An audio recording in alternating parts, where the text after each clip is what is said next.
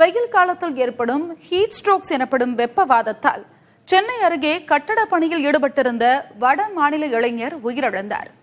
இதனிடையே சென்னை ராஜீவ்காந்தி மருத்துவமனையில் வெப்பவாதத்திற்கு பிரத்யேக வார்டு அமைக்கப்பட்டு சிகிச்சை அளிக்கப்பட்டு வருகிறது. தமிழ்நாட்டில் பெரும்பாலான இடங்களில் 100 டிகிரி ஃபாரன்ஹீட்டிற்கு மேல் வெயில் சுட்டெரிக்கும் நிலையில் ஹீட் ஸ்ட்ரோக் எனப்படும் வெப்பவாதம் ஏற்படக்கூடும் என்று சுகாதாரத்துறை எச்சரிக்கை விடுத்துள்ளது. இந்நிலையில் உத்தரப்பிரதேச மாநிலம் ஃபைசாபாத்தைச் சேர்ந்த கட்டுமான தொழிலாளி சென்னைக்கு அருகே கட்டுமான பணியில் ஈடுபட்டபோது வெப்பவாதத்தால் பாதிக்கப்பட்டார். கடுமையான வியர்வை வெளியேறியது மற்றும் பேச்சு குளறிய நிலையில் தனியார் மருத்துவமனையில் 2 நாட்களுக்கு முன்பு அவர் அனுமதிக்கப்பட்டார். உடல்நிலை மோசமடைந்ததை அடுத்து சென்னை ராஜீவ்காந்தி அரசு மருத்துவமனைக்கு கொண்டு செல்லப்பட்டார். ஆனால் சிறிது நேரத்தில் சச்சின் உயிரிழந்தார்.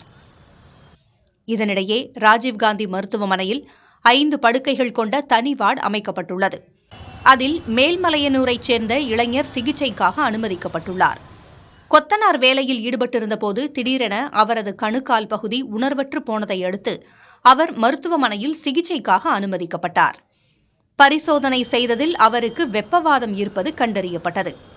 வெயில் தாக்கம் அதிகமாக இருப்பதால் பகல் 11 மணி முதல் பிற்பகல் 3 மணி வரை கட்டுமான பணிகள் மேற்கொள்வதை தவிர்க்க வேண்டும் என ராஜீவ்காந்தி மருத்துவமனையின் முதல்வர் தேரணிராஜன் அறிவுறுத்தியுள்ளார்.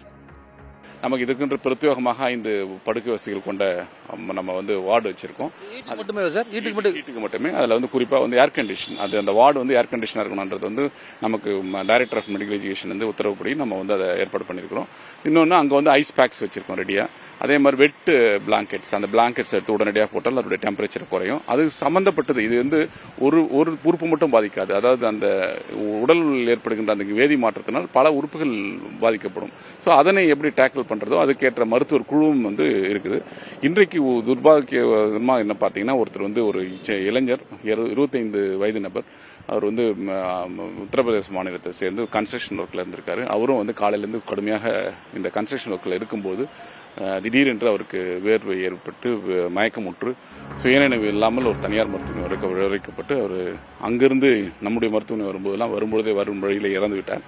இதை தவிர்க்க வேண்டும் என்றால் குறிப்பாக காலை நேரங்களில் 11 மணியிலிருந்து 3:30 மணி வரைக்கும் அவர்களுக்கு பணி கொடுக்காமல் இருப்பதுதான் சிறந்தது என்பது என்னுடைய கருத்து. வெயில் காலங்களில் உடலுக்கு தேவையான நீர்ச்சத்துகள் குறையாமல் இருப்பதை உறுதி செய்ய வேண்டும் என்றும் தேரணிராஜன் தெரிவித்துள்ளார்.